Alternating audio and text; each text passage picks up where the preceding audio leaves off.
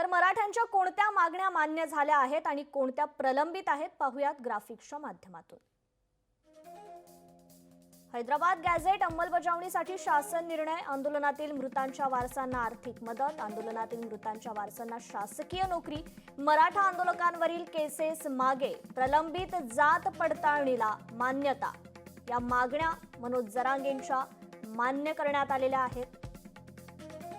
तर सातारा गॅझेट अंमलबजावणीसाठी 1 महिन्याची मुदत, मराठा कुणबी एकच शासन निर्णयासाठी 2 महिन्याची मुदत, जरांगेंच्या या मागण्या मात्र प्रलंबित। तर जरांगेंच्या मागण्यांवर सरकारची नेमकी काय भूमिका आहे तेही पाहूया। मराठा कुणबी एकच असल्याचा GR काढा अशा जरांगेंच्या मागण्या, तर यावर सरकारची भूमिका आहे 2 महिन्यांची मुदत द्या। सगळे सोयरेंच्या आरक्षणाचा निर्णय घ्या अशी जरांगेंची मागणी, तर यावर सरकारची भूमिका 8 लाख हरकती वेळ लागणार।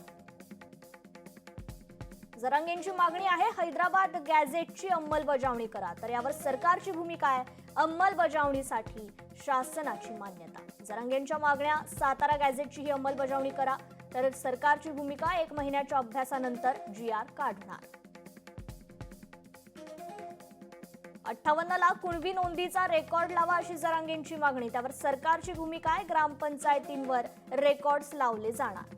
तर मराठा आंदोलकांवरील गुन्हे मागे घ्या अशी मागणी, यावर सरकारची भूमिका सप्टेंबरपर्यंत गुन्हे मागे घेणार। आरक्षणासाठी बलिदान दिलेल्यांच्या कुटुंबाला मदत करा अशी जरांगेंची मागणी, तर सरकारची भूमिका कुटुंबियांना आर्थिक मदत आणि वारसाला नोकरी देणार।